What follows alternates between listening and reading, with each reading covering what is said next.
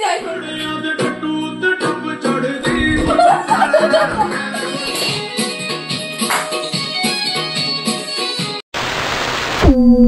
Hello everyone,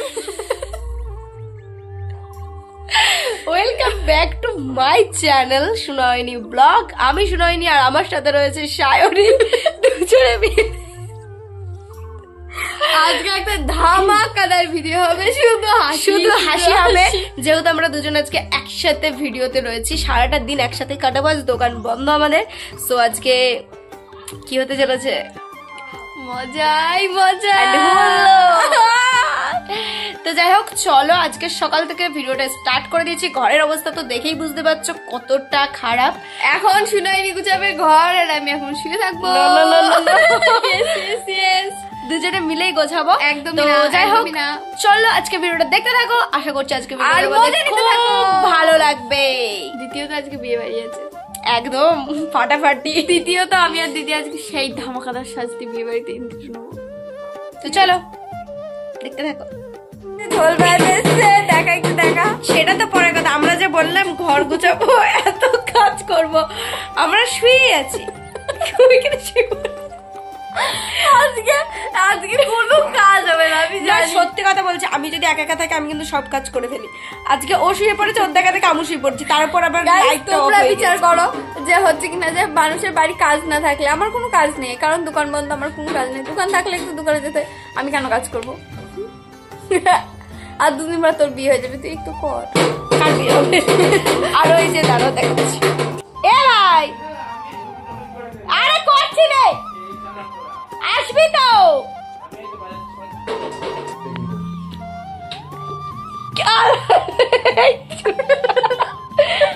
বাজা না ভাই, তুই ঢাকটা বাজাতে পারিস বলে সত্যি তোর মনে কত অহংকার। একটু ঢাকটা বাজাতে পারছি। এটা কিন্তু আমাদের সেই বিছানার চাদর। বাজে না ভাই একটু, মুখটা দেখে কি হচ্ছে? হেলমেট দেবো?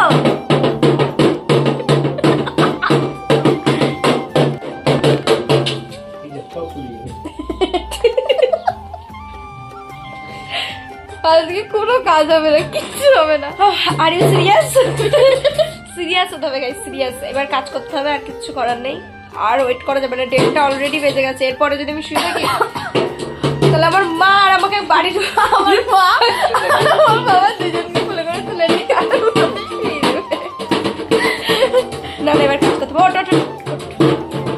আমরা বিছানা গুছিয়েই তারপর তোমাদেরকে দেখাবো। গুছা বই গাইছে, এবার বিছানা গুছিয়ে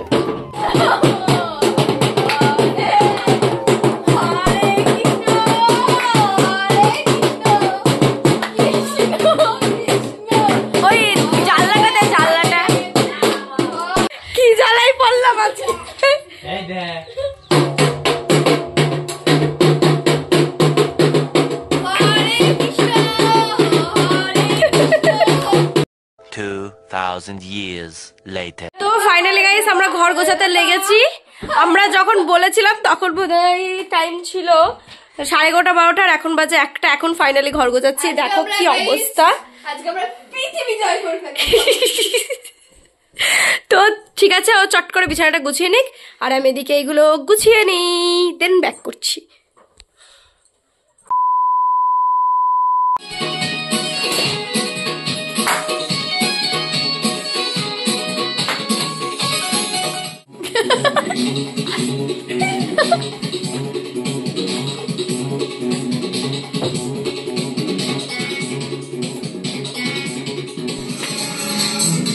হেভি সুন্দর গাইস, আমাদের ঘর গুছানো হচ্ছে। কখন আমরা নিচেই যাচ্ছি। মাতাল ড্যান্স কি হলো তোর ফোনে? গান শেষ, পরেরটা হবে বলতা বলতা। নে শুরু কর ভাই, শুরু কর। তো এখন সব কমপ্লিট হয়ে গেছে, শুধু শোকেসটা গোছানো হয়েছে। গোছানো খুব কষ্টে কমপ্লিট হয়েছে। এখন এগুলো ভাঁজ করছে। কালকে মেলায় গিয়েছিলাম, সব বের হয়েছিল। যেই কাজটা যদি আমার মা করতো 5 মিনিটে করে ফেলতো, সেই কাজটা আমরা 5 ঘন্টায় করি। কিন্তু ব্যাপারটা কি বলতো, এই আলমারিটা কত সুন্দর করে তেরে মিলে গুছিয়েছিলাম, তোর কোনো ধারণা আছে? আবার দেখ, মনে হচ্ছে যেন সেই জগা খিচুড়ি হয়ে গেছে। আবার দেখে একজন হাত দিতে হবে। অবশ্য আমরাই করেছি।